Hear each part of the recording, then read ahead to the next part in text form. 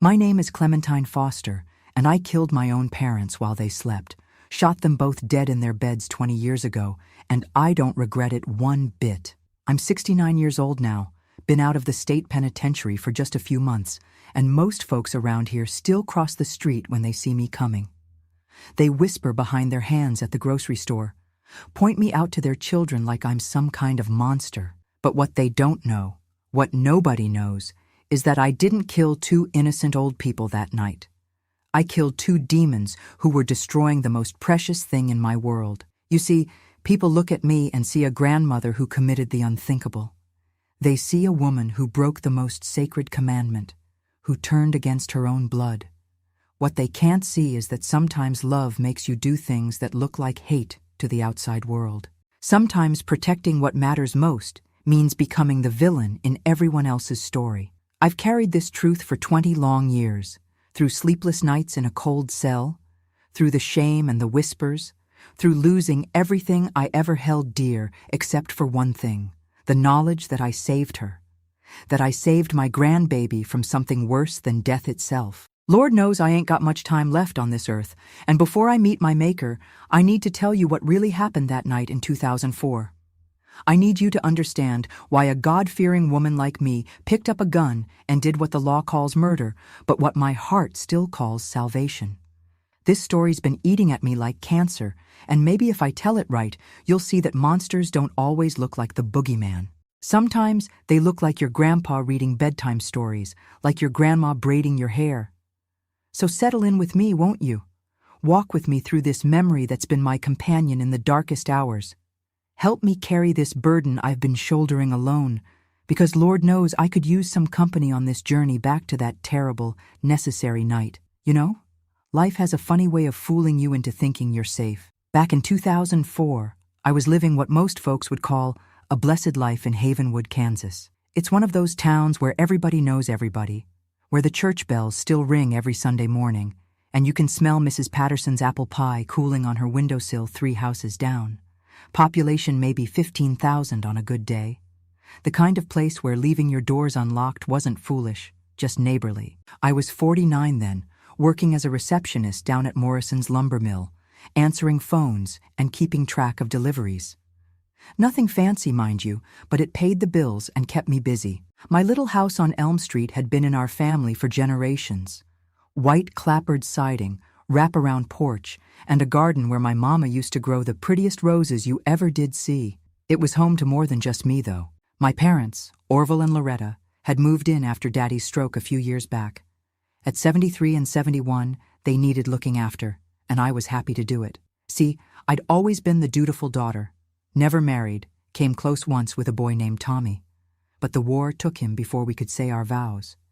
So it was just me and my folks, and later my daughter Birdie when she blessed us with her presence. Birdie was 27 by then, but Lord help me, that girl was wrestling with demons I couldn't understand. Drugs had gotten their claws in her deep, pulling her away from us for weeks at a time, leaving behind the one pure light in all our lives, my grandbaby, Willa. 7 years old that little angel was, with hair like spun gold and eyes blue as a summer sky. When Birdie would disappear on one of her benders, Willa would curl up in my lap and ask when Mama was coming home, and I'd just hold her tight and tell her Mama was sick, but she'd be back soon. Truth was, I didn't know if Birdie would ever get clean, but I knew that little girl needed stability, needed love, needed to feel safe in this uncertain world, and safe she was, or so I thought. My parents dotted on Willa something fierce. Daddy would call her our little sunshine and spend hours teaching her to play checkers on the front porch. Mama would braid her hair every morning before school, weaving little ribbons through those golden strands like she was preparing a princess for court. They seemed like the perfect grandparents, the kind you read about in storybooks. But you know what they say about still waters running deep. Sometimes the prettiest surface hides the darkest depths. I started noticing little things first. Things that didn't make sense, but didn't seem alarming either. Willa began wetting the bed again, something she hadn't done since she was 4. She'd wake up screaming from nightmares she couldn't or wouldn't describe, just sobbing into my shoulder about bad dreams and scary games. The doctor said it was probably stress from her mama being gone so much that children process abandonment in mysterious ways. Then came the mornings when she'd cling to my skirt like her life depended on it, begging me not to leave for work. "Please don't go, Grandma Clementine," she'd whisper with tears in those blue eyes. "Please stay home with me today." It broke my heart, but I had to work. Bills don't pay themselves, and I figured she was just going through a phase, missing her mama, something terrible. I trusted my parents with her. Why wouldn't I? They'd raised me, hadn't they? They'd been pillars of the community, respected members of First Baptist Church for over 30 years. Daddy had worked at the grain elevator until his retirement, and Mama had been the church pianist until arthritis claimed her fingers. They were good people, God-fearing people, or so I thought. Looking back now, I can see the signs I missed, the red flags I explained away because the truth was too horrible to imagine. But that's the thing about evil. It knows how to wear a mask. It knows how to smile and speak sweetly and make you believe everything's just fine, right up until the moment you realize you've been living with the devil himself. And it was about to show me just how deep that darkness could go. The relationship I had with my parents was built on a foundation I thought was solid as the limestone beneath our Kansas soil. 49 years of believing they were good people, decent people, who'd raised me with firm hands and Christian values. But relationships, especially family ones, are like old houses. Sometimes the rot starts in places you can't see, eating away at the support beams until one day the whole thing comes crashing down. Daddy had always been the strong, silent type. After his stroke, he moved slower, but his mind stayed sharp as a tack. He'd sit in his recliner by the window, watching the world go by, and when Willa would climb up on his lap, his whole face would light up like Christmas morning. I remember the smell of his aftershave, Old Spice, mixing with the scent of the peppermints he always kept in his shirt pocket for her. He had this way of speaking to her, real soft and gentle, like she was made of spun glass that might break if he raised his voice. Mama was different, more talkative, always bustling around the kitchen or fussing over one thing or another. Her hands were never still, always knitting or cooking or cleaning something that probably didn't need cleaning. She'd spent 45 years making that house into a home, and every corner held some memory of her touch. The way she'd hum while she worked, old hymns mostly, created this atmosphere of peace that made everyone feel welcome. When Willa was with them, I'd see glimpses of who they used to be when I was small. Daddy telling stories about his days at the grain elevator, making her giggle with his exaggerated voices for all the characters. Mama teaching her to roll out biscuit dough, flour dusting both their aprons as they worked side by side at the kitchen counter. These were the moments that made me grateful we all lived under one roof, grateful that my baby girl had such loving grandparents to fill in the gaps left by Bertie's absence. I'd come home from work and find them all in the living room together, Daddy reading to Willa from one of those little golden books, Mama mending clothes while she listened. The picture of domestic tranquility, 3 generations bound by love and shared history. It warmed my heart something fierce, made me believe that despite all the troubles with Bertie, we were doing right by this precious child. But there were moments, fleeting as summer lightning, when something felt off. I'd catch Daddy looking at Willa in a way that made my stomach flutter with unease, though I couldn't put my finger on why. Or I'd walk into a room, and the conversation would stop just a beat too long, like they'd been talking about something they didn't want me to hear. Mama would get this nervous energy sometimes, chattering about nothing in particular, when usually she was comfortable with silence. I pushed those feelings down, told myself I was being paranoid. These were my parents, the people who'd taught me right from wrong, who dragged me to church every Sunday until I was old enough to drive myself. They'd never laid a harmful hand on me growing up. Strict, yes, but never cruel. Why would my mind even wander to dark places when there was no evidence of anything but love in our home? The trust I had in them ran deeper than blood. It was woven into every childhood memory, every scraped knee they'd bandaged, every bedtime prayer they'd heard. When you've spent nearly 50 years believing someone is good, it becomes as natural as breathing. You don't question it any more than you question whether the sun will rise tomorrow. But trust, I learned, can be the most dangerous thing in the world when it's misplaced. It can blind you to truths that are staring you right in the face, make you explain away evidence that should send you running.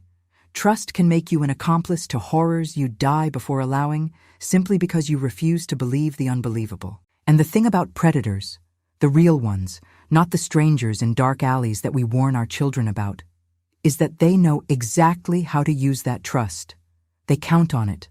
They build their whole operation around the fact that the people who should be protecting the innocent are the same ones who'll make excuses for the inexcusable, who'll see what they want to see instead of what's really there. I was about to learn that the people I trusted most in this world had been living a lie for God knows how long, and that my precious Willa had been paying the price for my blindness. The first crack in my perfect family picture came on a Tuesday morning in late September.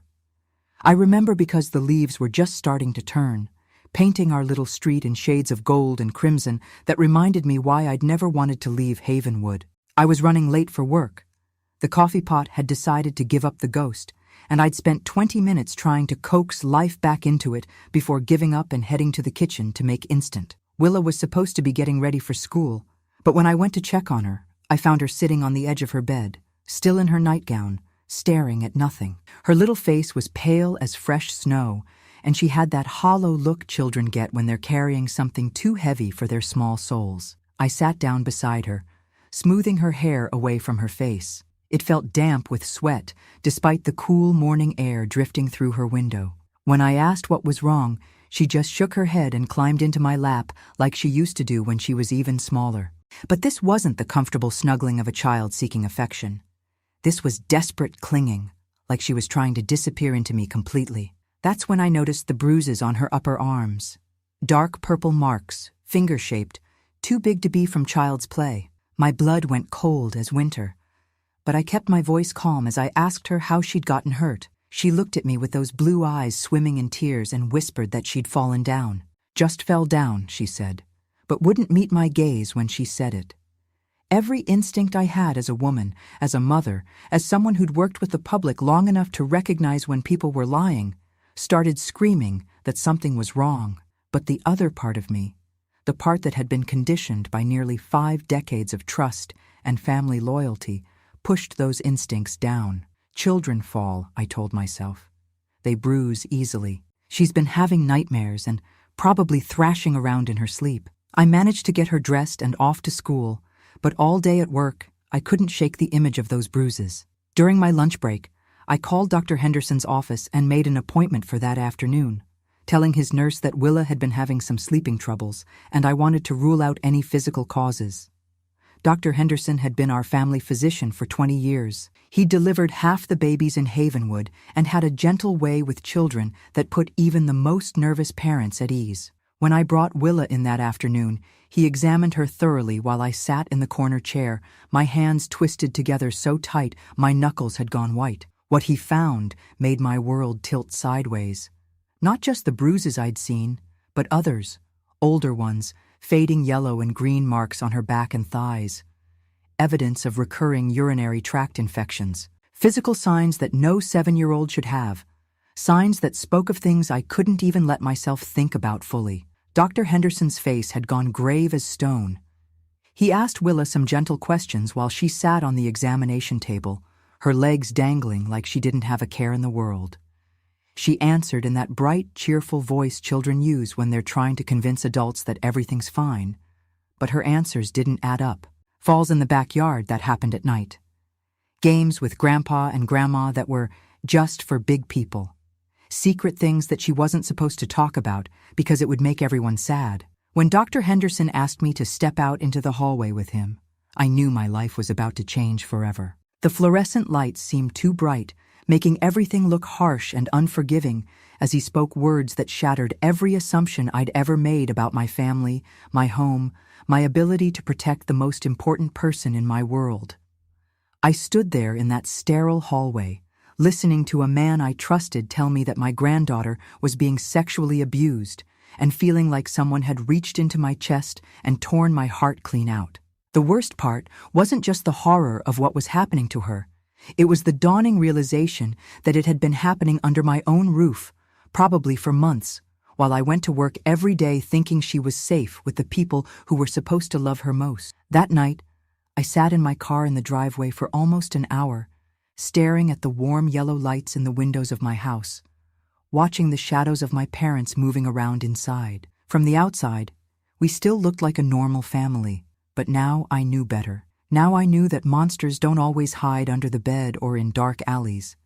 Sometimes they sit at your dinner table and say grace before they destroy everything good in your world. I realized that night that there was no going back to the woman I'd been that morning. That woman had been naive, trusting, blissfully ignorant of the evil that had taken root in her own home. The woman sitting in that driveway was someone different, someone who was going to have to make choices she'd never imagined making, someone who was going to have to find strength she didn't know she possessed. Because protecting Willa wasn't just about confronting my parents anymore. It was about confronting the possibility that everything I'd believed about right and wrong, about family and loyalty, about the very foundations of my world, had been built on lies. That evening, after I'd tucked Willa into bed and listened to her say her prayers, hearing her ask God to bless Grandpa and Grandma with the same sweet innocence she'd always had, I knew I couldn't wait another day. The knowledge Dr. Henderson had given me was burning in my chest like acid, eating away at everything I thought I knew about my life. I found my parents in the living room, same as every night for the past 3 years. Daddy in his recliner with the evening paper, Mama on the sofa with her knitting needles clicking away at what looked like a baby blanket for someone at church, the picture of elderly contentment, 2 people who'd earned their peaceful twilight years through a lifetime of hard work and devotion. But now, when I looked at them, all I could see were those finger-shaped bruises on Willa's arms. All I could hear was Dr. Henderson's gentle voice explaining things that made my stomach turn inside out. My hands were shaking so bad I had to clasp them behind my back as I stood in the doorway. My voice came out smaller than I intended when I asked if we could talk. Daddy looked up from his paper with those same kind eyes that had comforted me through childhood scraped knees and teenage heartbreaks. Mama set down her knitting and patted the sofa beside her, inviting me to sit like she had 1,000 times before. I couldn't sit, couldn't pretend this was just another family conversation. Instead, I stood there and told them what Dr. Henderson had found, watched their faces as I described the bruises, the infections, the physical evidence that someone had been hurting my baby girl. The transformation was like watching angels turn into demons right before my eyes. The kindness drained out of Daddy's face, replaced by something cold and calculating that I'd never seen before. Mama's mouth twisted into a sneer that made her look like a complete stranger, her voice taking on a tone I didn't recognize when she started talking. They called me paranoid, said I was seeing things that weren't there because I was stressed about Birdie, because I was getting older, and women my age sometimes got strange ideas in their heads. They suggested maybe I was the one who'd hurt Willa during one of my episodes. What episodes, I asked, but they just looked at each other like they shared some secret knowledge about my mental state. But the worst part was when they started talking about Willa herself. Called her a liar, a troubled child who made up stories for attention. Said she was probably acting out because of her mama's problems, trying to get sympathy by making up wild tales about the people who loved her most. Daddy's voice got harder when he said some children were just born with something wrong in their heads, something that made them twist innocent affection into ugly stories. I watched these people, my parents, the ones who'd raised me to tell the truth and stand up for what was right, systematically tear down a 7-year-old child's credibility like they'd had practice at it. Like this wasn't the first time they'd had to defend themselves against accusations that should have horrified any normal grandparent. Then came the threats.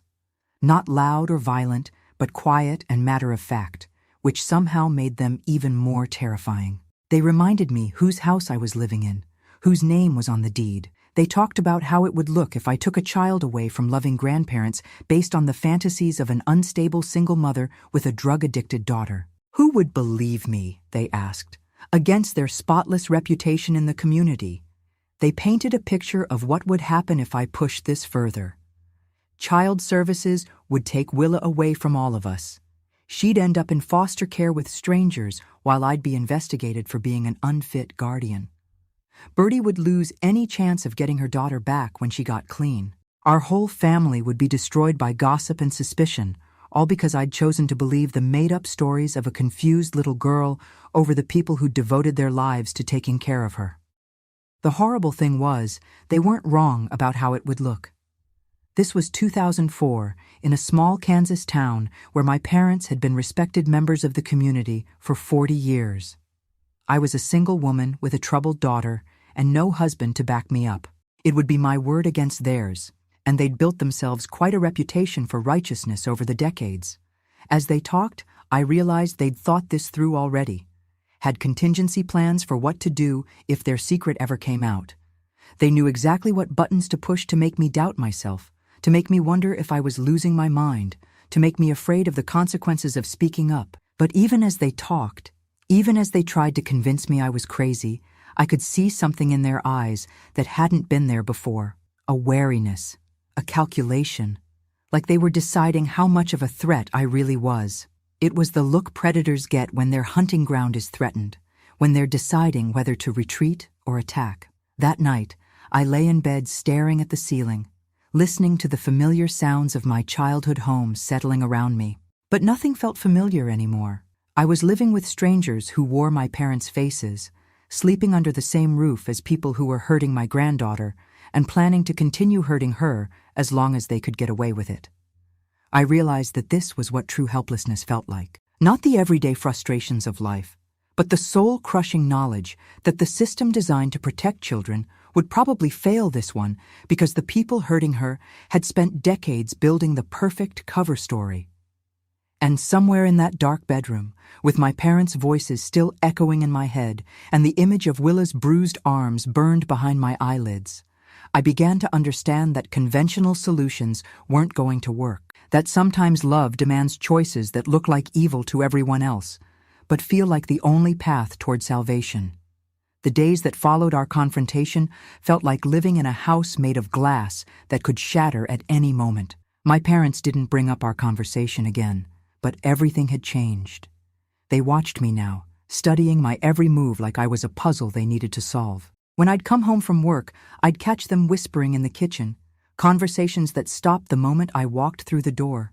Daddy started making comments about my mental state. Little observations dropped into casual conversation like poison in sweet tea. How I seemed tired lately, stressed, maybe not thinking as clearly as I used to. Mama would agree with that concerned tone mothers use when they're worried about their children, suggesting maybe I should see someone, talk to somebody about the pressure I was under with Bertie's problems and all. But the worst part was watching what they were doing to Willa. They'd gotten more careful, more subtle, but I could see the fear in her eyes growing deeper every day. She stopped eating much at dinner, just pushing food around on her plate while they made pleasant conversation about her school day. When they'd offer to help her with her bath or tuck her into bed, she'd look at me with those pleading blue eyes. But what could I say?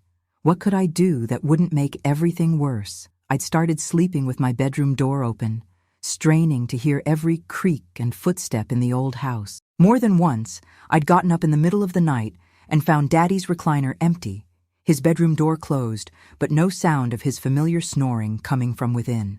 I'd check on Willa and find her wide awake, staring at the ceiling. But when I'd ask if everything was okay, she'd just nod and close her eyes tight, pretending to sleep. 3 weeks after my conversation with Dr. Henderson, I made the hardest phone call of my life. I dialed the number for Child Protective Services, my hands shaking so bad I had to redial twice. When the caseworker answered, I tried to explain the situation, tried to make her understand that a child was in danger and needed help immediately.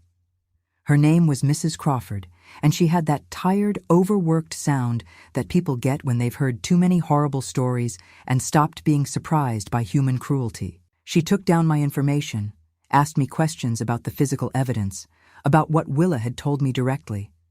When I admitted that my granddaughter hadn't actually said the words about what was happening to her, just hinted around the edges with talk of games and secrets, I could hear the change in Mrs. Crawford's voice. She explained the process to me like she'd done it 1,000 times before. They'd schedule a home visit, interview all the adults in the household, talk to Willa at school where she might feel safer to speak freely. It could take weeks to complete their investigation, and in the meantime, Willa would remain in the home unless there was immediate physical danger that could be documented. I hung up that phone knowing I'd just lit a fuse that was going to blow up my family, but not knowing if it would save Willa or make her situation worse. Because if CPS couldn't prove anything, and given my parents' reputation and their careful denials, that seemed likely, then I'd be living in the same house with two people who now knew I was actively trying to expose them. The home visit came on a Thursday afternoon.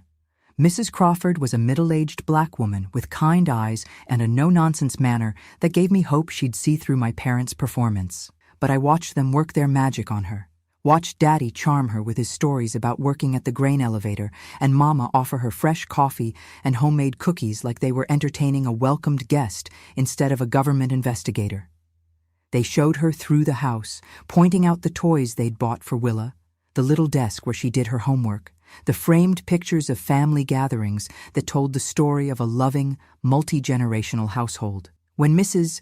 Crawford asked about the bruises Dr. Henderson had documented, they had explanations ready. Willa was an active child who loved to climb trees and play rough. She'd always been accident-prone, they said with fond smiles, showing pictures of her with scraped knees and bandaged elbows from various childhood adventures. When it came time to interview Willa, my heart was pounding so hard I thought it might burst. This was our chance, our one shot at getting help from the system designed to protect children like her. Mrs. Crawford took her into the living room alone while the rest of us waited in the kitchen, the silence so thick you could cut it with a knife. 20 minutes later they emerged, and I could tell from Mrs. Crawford's expression that we'd lost. Willa looked smaller somehow, more fragile, and she wouldn't meet my eyes as she went straight to her room. Mrs. Crawford spent a few more minutes with my parents, going through formalities and paperwork, before packing up her briefcase and heading for the door. I followed her outside, desperate for some sign that she'd seen what I was seeing, that she understood the danger my granddaughter was in. But she just shook her head and told me that children sometimes act out when there's instability in the home, that Willa seemed well cared for and showed no signs of current abuse. She suggested family counseling, maybe some therapy for Willa to help her adjust to her mother's absence. That night at dinner, my parents were positively glowing with satisfaction. They'd passed their test, proven their innocence to the authorities, and now they had even more ammunition to use against me if I tried to make trouble again. Daddy mentioned how nice Mrs. Crawford had been, how she'd commented on what a loving home we provided for Willa. Mama agreed, adding that it was good to have professionals confirm what they'd always known, that our family was strong and healthy despite the challenges we'd faced. I sat there pushing food around on my plate, watching Willa do the same, and realized that I'd just learned a terrible lesson about how the system really works. Good reputations and pleasant facades carry more weight than physical evidence and a child's suffering. The very respectability that made my parents effective predators also made them untouchable by the people whose job it was to protect their victims. But what scared me most was the look I caught passing between my parents when they thought I wasn't watching. It was a look of triumph, yes, but also something darker. Something that told me they now saw me as more than just a problem to be managed. They saw me as an enemy who'd already proven she was willing to bring outside forces into their carefully constructed world. And I was beginning to understand that enemies, in their minds, needed to be eliminated. The weeks after the CPS visit were like living in a war zone where all the battles were fought with smiles and politeness. My parents had won the first skirmish, and they wanted me to know it. They started making changes to our daily routine that felt innocent on the surface, but cut me off from Willa in subtle ways. Mama suddenly decided she needed to walk Willa to and from school every day, claiming the exercise was good for her arthritis. When I protested that I'd been handling the school runs just fine, she gave me that patient smile she'd perfected over 7 decades and said it was the least she could do to help out, seeing as how stressed I'd been lately. The way she said stressed made it sound like a diagnosis, like something that made me unreliable. Daddy started insisting on helping Willa with her homework at the kitchen table right after dinner, saying his old teacher's training was finally coming in handy. Never mind that he'd worked at the grain elevator his whole career and had never taught anything to anyone. But he'd sit there with her for hours, their heads bent together over her workbooks. And every time I tried to join them or check on their progress, he'd wave me away with a cheerful comment about too many cooks spoiling the broth. They were systematically cutting me out of Willa's daily life and doing it in ways that made me look like the unreasonable one if I objected. When I tried to give Willa her bath one evening, Mama appeared in the hallway and gently reminded me that little girls needed privacy at her age, that it was more appropriate for another woman to help her with such personal things. The implication being that somehow my presence was inappropriate, while hers was natural and proper. I started staying awake later and later, listening for sounds in the night, trying to protect my granddaughter in the only way I had left. But exhaustion was making me sloppy, making me emotional in ways they could use against me. I'd snap at them over trivial things. The way Daddy cleared his throat constantly, or how Mama hummed the same hymn over and over while she cooked. And they'd exchange those concerned looks that said more than words ever could about my deteriorating mental state. The isolation was the worst part. In a town like Havenwood, word travels fast, and somehow people had started hearing that there'd been some kind of investigation at our house. Not the details, mind you, but enough to make neighbors start treating me differently. The whispers would stop when I walked into Miller's grocery, and old friends from church would give me those sympathetic smiles people reserve for families going through unnamed troubles. My parents were masterful at managing the narrative. They'd mention to people how worried they were about me, how the stress of Bertie's addiction and single motherhood had finally caught up with me. They'd talk about finding me confused sometimes, forgetful, maybe showing early signs of whatever had claimed my grandmother's mind in her final years. Always said with such love and concern that no one would ever question their motives, but I knew what I was seeing at home. The way Willa flinched when Daddy reached for her, even in innocent moments. How she'd developed this habit of checking to make sure I was nearby before she'd relax, like she was constantly calculating escape routes. The dark circles under her eyes that no amount of sleep seemed to cure. And the way she'd started talking to her dolls in whispers, playing out scenarios that made my blood run cold when I caught fragments of the conversations. One evening in early November, when the first frost had painted the windows and the house felt colder than it should have despite the furnace running full blast, I found something that confirmed my worst fears. I'd been putting away Willa's laundry when I discovered a small notebook hidden under her mattress, the kind with cartoon animals on the cover that 7-year-olds use to practice their letters. The pages were filled with her careful printing, spelling mistakes and all, but the content was nothing a child should know how to write about. She'd been documenting the games, describing things that made me sick to read, drawing pictures with her colored pencils that showed stick figures in positions that stole the breath right out of my lungs. At the bottom of one page, in her careful first-grade handwriting, she'd written, "I am bad, and that's why it happens. Mama left because I am bad." I sat on her bedroom floor, holding that notebook with hands that couldn't stop shaking, and realized that my parents hadn't just been abusing her body. They'd been destroying her soul. They'd convinced this precious child that she was somehow responsible for what they were doing to her, that her mother's absence was punishment for her imagined sins. That night, after everyone had gone to bed, I called Dr. Henderson's emergency line. When he answered, sounding groggy but concerned, I told him about the notebook, read him some of the entries that weren't too graphic to say out loud. There was a long silence on the other end of the phone before he spoke, his voice heavy with something that might have been defeat. He told me he'd suspected as much after our last visit, but without the child's direct testimony or catching the abuse in progress, there was little anyone could do.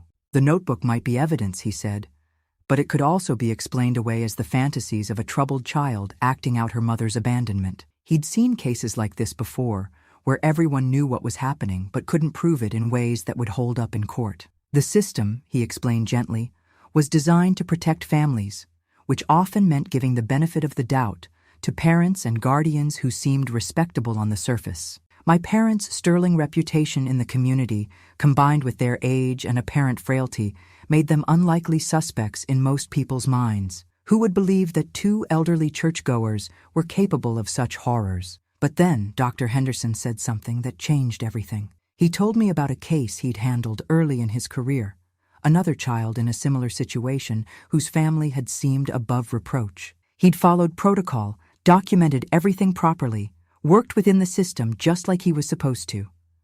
The child had remained in the home while investigations dragged on, and one morning they'd found her dead in her bed. Officially ruled a suicide, But she was only 9 years old. The regret in his voice when he told me that story cut through me like a blade. He said he'd learned that sometimes the system fails, and when it does, the people who love these children have to decide whether following the rules is more important than saving a life. After I hung up the phone, I sat in the dark kitchen of my childhood home, surrounded by the familiar smells of coffee and vanilla extract and the lingering scent of Mama's rose-scented hand lotion. Everything looked the same as it had for decades, but I was seeing it all differently now. This wasn't a safe haven anymore. It was a prison where a 7-year-old was serving a sentence for crimes she hadn't committed, and I was beginning to understand that if I wanted to save her, I was going to have to become someone I'd never imagined being. Someone who could do things that went against everything I'd been taught about right and wrong, about respecting your elders and following the law and turning the other cheek.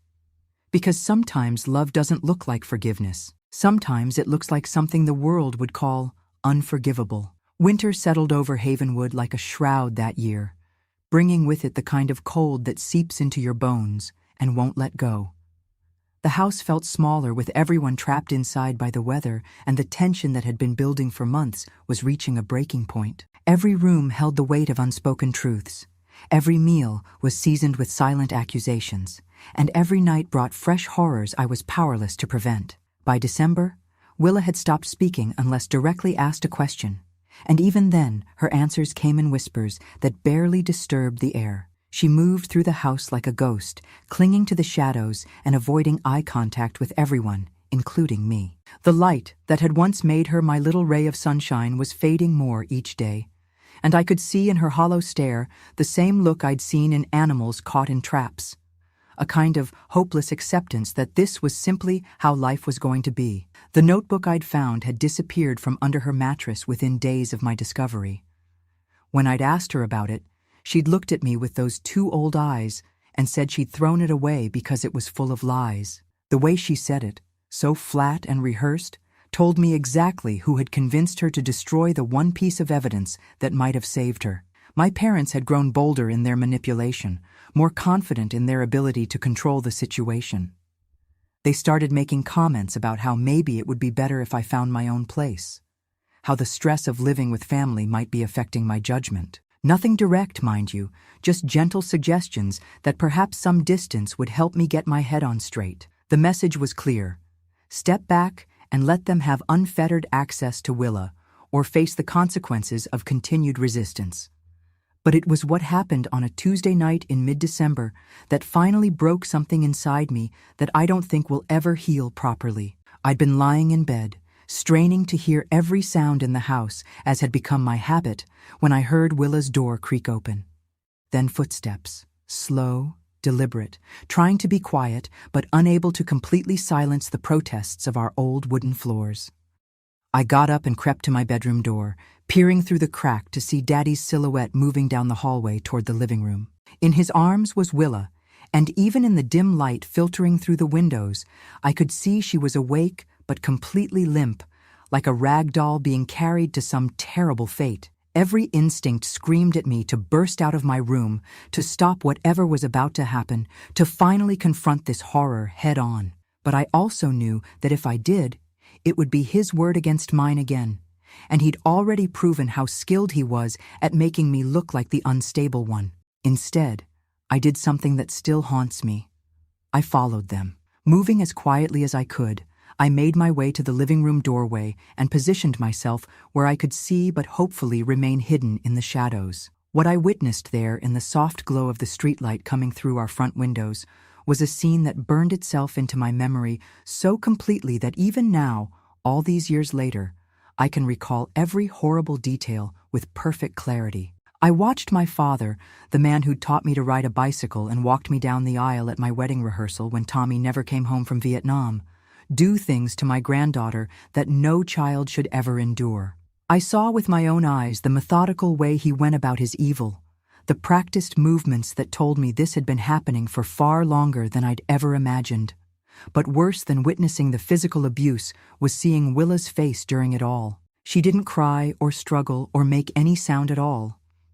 She just stared up at the ceiling with that same empty expression she'd been wearing for weeks, like her spirit had already fled to someplace safe while her body endured what it had to endure. She'd learned to disappear inside herself, the way children do when their reality becomes too horrible to fully experience. I don't know how long I stood there, frozen between the need to act and the paralyzing certainty that any action I took would only make things worse for her in the long run.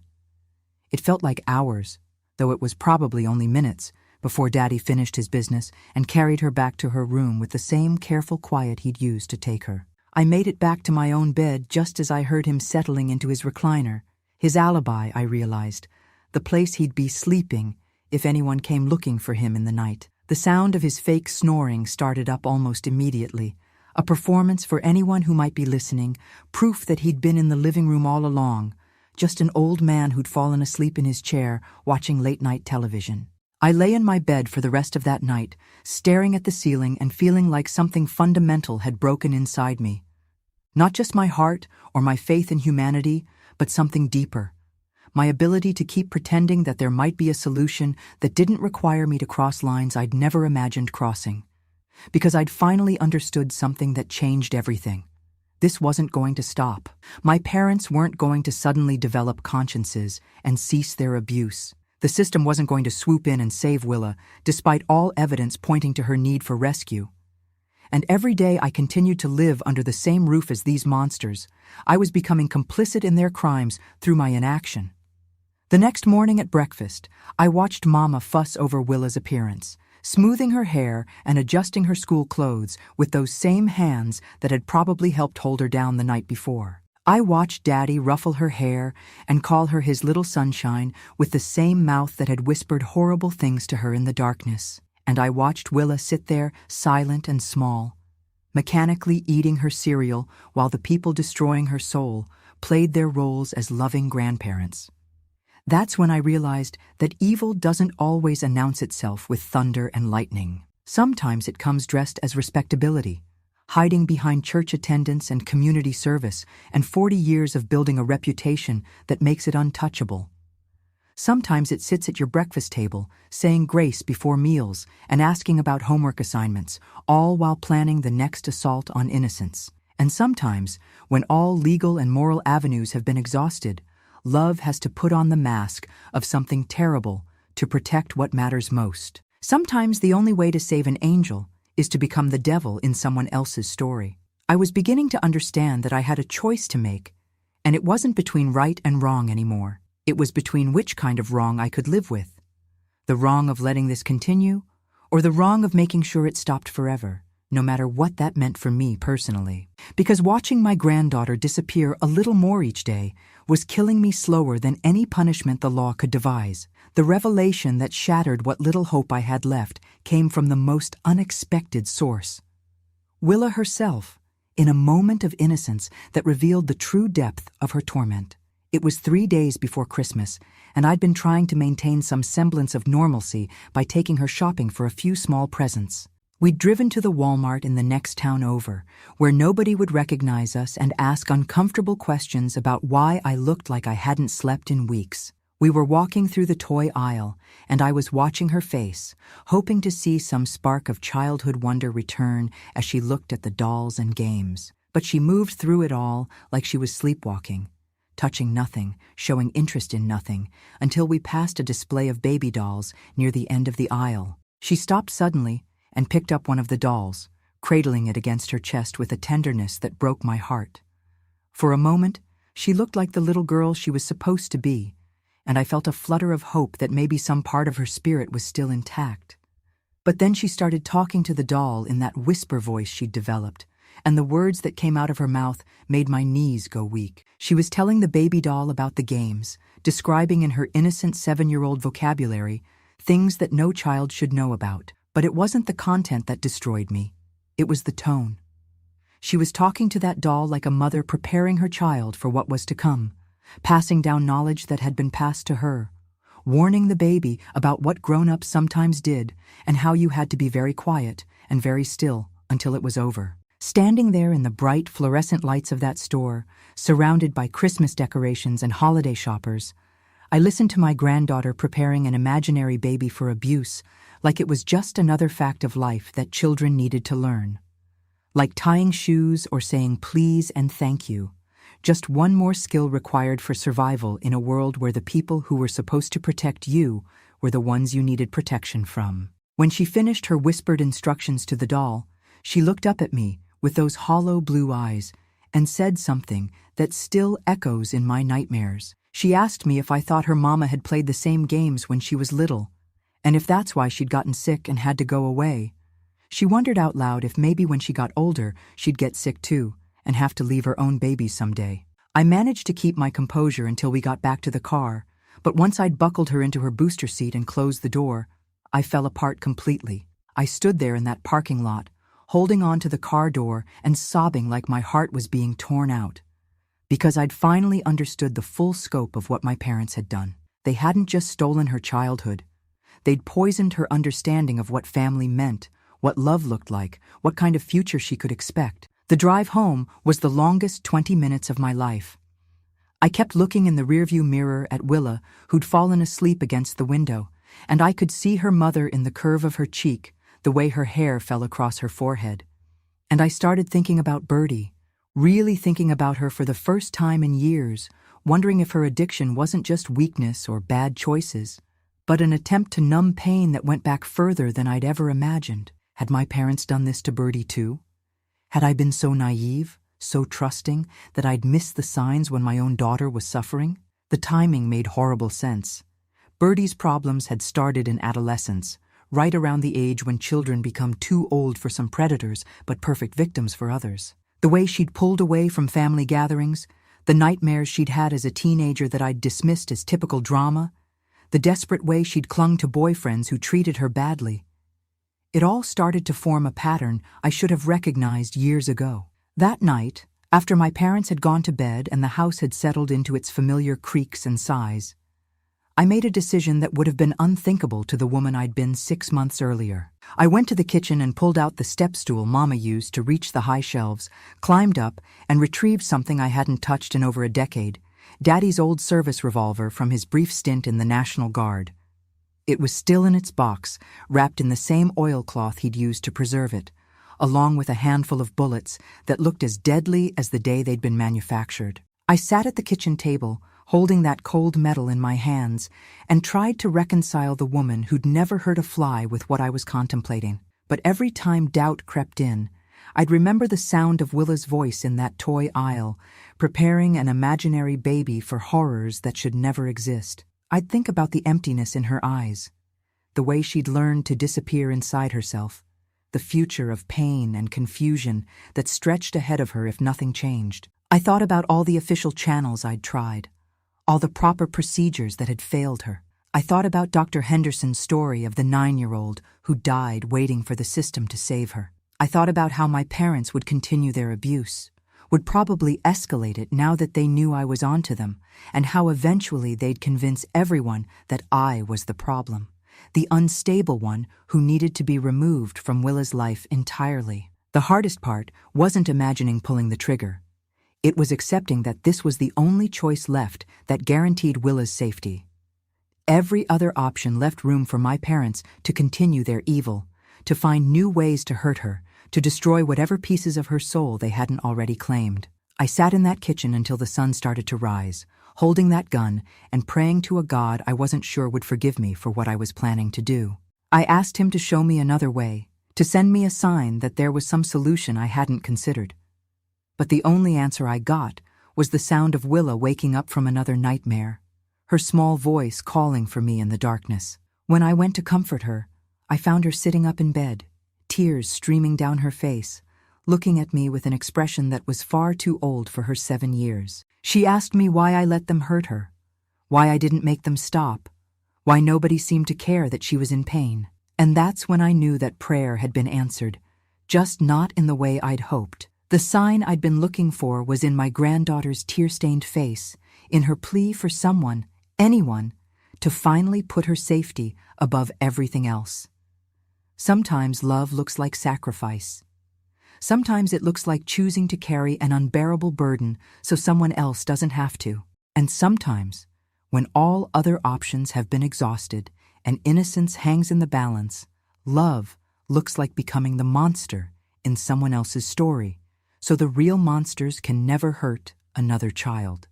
I kissed Willa's forehead and told her that everything was going to be different very soon, that she didn't need to be afraid much longer, that someone who loved her was going to make sure she was safe. I just didn't tell her that the someone was me, and that making her safe was going to cost me everything I had left to give. The night I chose to act was January 15th, 2005. I remember the date so clearly because it was exactly 1 week after Willa's 8th birthday, a birthday that had been celebrated with cake and presents, and the kind of forced family joy that makes your skin crawl when you know what's really happening behind closed doors. I'd been planning for 3 weeks, not the details of violence, but the practical things that would matter afterward. I'd written letters, one to Bertie explaining everything, one to Dr. Henderson asking him to make sure Willa got the help she'd need, and one to the police that laid out the whole truth about what had been happening in our house. I'd hidden these letters in different places where they'd eventually be found, insurance policies to make sure the real story came out, even if I couldn't tell it myself. The weather that night was brutal, even by Kansas standards. Ice had been falling for hours, coating everything in a crystalline shell that made the world look beautiful and deadly at the same time. The kind of night when sensible people stayed inside, when the sounds from neighboring houses were muffled by the storm, when a person could do what needed doing without worrying about witnesses. I'd waited until I was certain my parents were in their deepest sleep.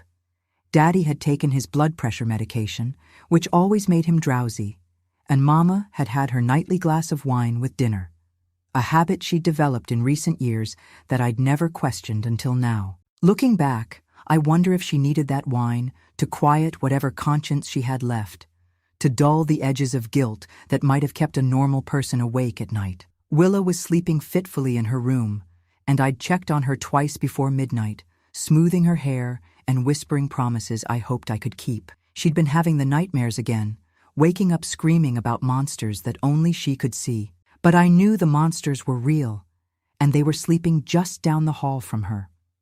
At 2:17 a.m., I know the exact time because I'd been watching the clock on the kitchen stove, I made my final walk through the house. Every creak of the floorboards sounded like thunder in my ears. Every settling noise made me freeze and wait to see if I'd woken someone. But the house remained quiet, except for the familiar sounds of my parents' sleep. Standing outside their bedroom door, I could hear Daddy's labored breathing, the slight wheeze he'd developed since his stroke, and Mama's softer sighs. These were the same sounds that had comforted me as a child when I'd wake from my own nightmares and need reassurance that the adults were nearby, keeping me safe. Now those same sounds filled me with a rage so pure it felt like swallowing fire. I pushed open their door, and in the dim light from the street lamp outside, I could see them lying there, looking like any other elderly couple. Mama was curled on her side, her gray hair spread across the pillowcase like spun silver. Daddy was on his back, mouth slightly open, one hand resting on his chest. They looked vulnerable, harmless, like the loving grandparents everyone in town believed them to be. But I'd seen what those hands had done to my granddaughter. I'd heard the lies that mouth had spoken to destroy a child's understanding of love and safety. And I knew that if I walked away now, if I let squeamishness or second thoughts stop me, Willa would pay the price for my weakness for the rest of her life. The gun felt heavier than it should have as I raised it, my hands shaking so badly I had to grip it with both fists to keep it steady. I'd never shot anything before, never even held a weapon with the intent to use it, but desperation has a way of teaching you things you never thought you'd need to know. Daddy went first. One shot to the head while he slept, quick and merciful in a way he'd never been to Willa. He never woke up, never knew what was happening, never felt the fear that his granddaughter had lived with for months. Mama stirred at the sound but didn't fully wake until I was standing over her side of the bed. For just a moment, our eyes met in the darkness, and I saw something there that might have been recognition, not just of what was happening, but of why it was happening. Maybe she'd always known this moment would come eventually, that someone would finally hold them accountable for what they'd done. Or maybe that was just my imagination, trying to find meaning in chaos. She opened her mouth. Whether to scream or plead, I'll never know. but I didn't let her finish whatever she was going to say. One more shot, and then silence fell over the house like a blanket. I stood there for what felt like hours, but was probably only minutes, looking at what I'd done, waiting to feel something that would tell me if I'd made the right choice. Horror, regret, relief, satisfaction.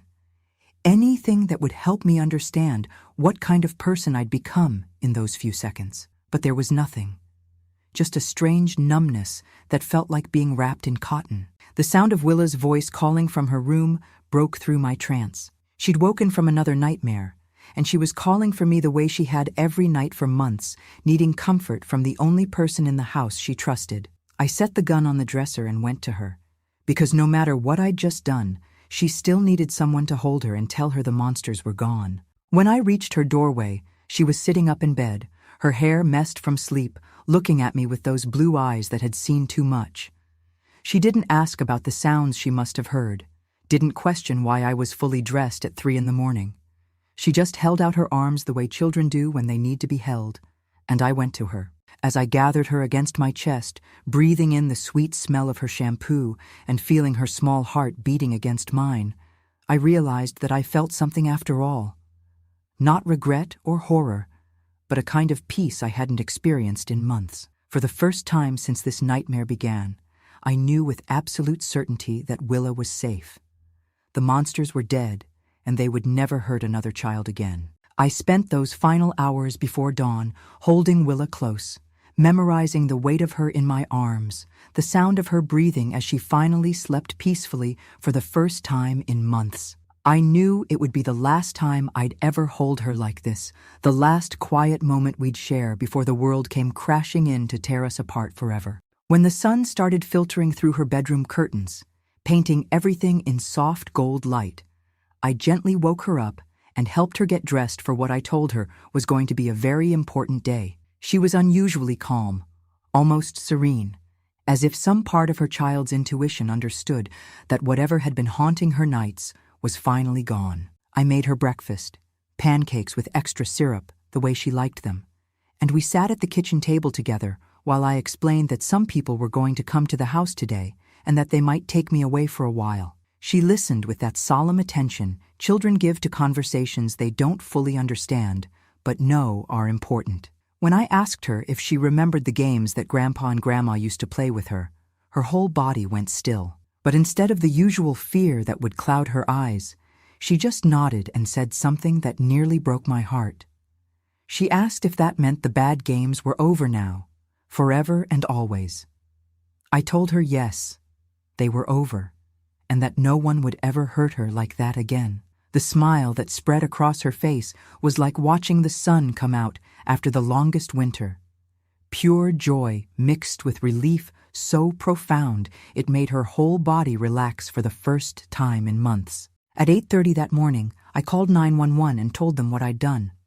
The dispatcher tried to keep me on the line, asking questions about weapons and whether anyone else was in danger, but I just gave them our address and hung up.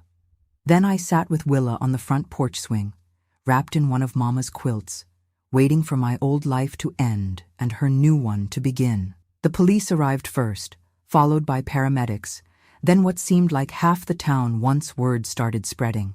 I watched our neighbors gather across the street, some crying, some pointing, all trying to make sense of how quiet Clementine Foster could have done such a terrible thing to two of Havenwood's most respected citizens. But the twist that changed everything came when they found my letters. Detective Morrison, a man I'd known since he was in high school, discovered them exactly where I'd hidden them. And as he read through the documentation I'd carefully prepared, I watched his expression change from confusion to horror to something that might have been understanding. Within hours, they'd found more evidence than I'd even known existed. My parents had been more careless than they'd realized, keeping twisted souvenirs of their crimes hidden in places they thought no one would ever look. Photographs, recordings, journals that documented not just what they'd done to Willa, but to other children over the years, including my own daughter, Birdie. The investigation revealed that my parents had been predators for decades, using their position in the community and their reputation as godly people to gain access to vulnerable children. Birdie hadn't been their first victim, and Willa wouldn't have been there last. The drugs that destroyed my daughter's life weren't moral weakness or bad choices. They were her attempt to survive trauma that no child should ever endure. But the biggest revelation came when they searched the old coal cellar beneath our house. Hidden behind a false wall, they found evidence of other children who'd disappeared over the years from neighboring towns, children whose families had never stopped wondering what happened to their babies. The scope of my parents' evil was so vast that it took months for investigators to piece together the full extent of their crimes. Standing in that courtroom when the evidence was presented, listening to the prosecutor describe my parents not as victims, but as monsters who'd finally been stopped, I felt something I hadn't expected. Vindication. Not joy. There's no joy in any of this. But the deep satisfaction of knowing that I'd been right to trust my instincts. Right to protect my granddaughter when no one else would. The judge, an elderly man who'd known my family for years, looked at me with something I'd never seen in anyone's eyes when they talked about my case. Respect. He said that while he couldn't condone vigilante justice, he understood that sometimes the system fails the most vulnerable among us, and that my actions, however extreme, had undoubtedly saved lives. I was sentenced to 20 years, and I served every day of it without complaint. But here's what nobody expected, what even I didn't see coming. Those 20 years weren't punishment. They were healing. Away from the scene of so much trauma, away from the whispers and judgments of people who'd never faced an impossible choice, I found a peace I'd never known existed. Willa grew up safe, surrounded by people who loved her and helped her process what had happened to her. Birdie got clean and became the mother she was always meant to be, finally understanding that her addiction wasn't her fault. They visited me regularly, and I watched my granddaughter transform from a hollow-eyed ghost into a vibrant young woman who knew her own worth. Now at 69, I'm living in a small apartment on the outskirts of town, getting reacquainted with a world that's changed dramatically while I was away. Willa is 27 now, married to a good man who treats her like she's precious, expecting her first baby in the spring. She still calls me her hero, says I saved her life in the only way that mattered. People ask me if I have any regrets, if I wish I'd found another way. The truth is, I've spent 20 years thinking about that question, and my answer never changes. I regret that it came to that, but I don't regret what I did. Some battles can only be won by people willing to sacrifice everything for love. I learned that monsters don't always look like monsters. Sometimes they look like your neighbors, your family members, the people everyone trusts most. And I learned that heroes don't always look like heroes either. Sometimes we look like grandmothers with shaking hands and hearts full of desperate love. My story isn't one you'll see in movies or read in fairy tales. It's messy and complicated and doesn't have the kind of ending that makes everyone feel good about the world. But it's real and it's mine. And most importantly, it's a story that ends with a child being safe. If you're listening to this, and you know a child who needs protecting, don't wait for someone else to act. Don't trust that the system will save them in time. Sometimes love requires us to become the person we never thought we could be, to make choices that will haunt us forever, but save someone who matters more than our own comfort. I'm sharing this story not for sympathy or understanding, but so other children don't have to wait as long as Willa did for someone to believe them, someone to act, someone to put their safety above everything else. Because every child deserves to sleep without nightmares, to trust that the adults in their lives will protect them from the monsters, even when those monsters wear familiar faces. If my words have reached you, wherever you are, I hope you'll help them travel further. Share this story with people who need to hear it, because sometimes the most important truths are the ones that make us uncomfortable. I'm still here, still telling the truth after all these years, and I want to know, what city are you listening from? I'd love to know where my words are finding their way. And if this old woman's story has moved you, if it's made you think differently about what love sometimes demands, then maybe you'll help me continue this work. Subscribe to hear more stories like mine, stories of ordinary people who found extraordinary courage when it mattered most. Because the world is full of children who need champions, and champions come in all forms, even grandmothers who learned that sometimes salvation looks like sin to everyone else.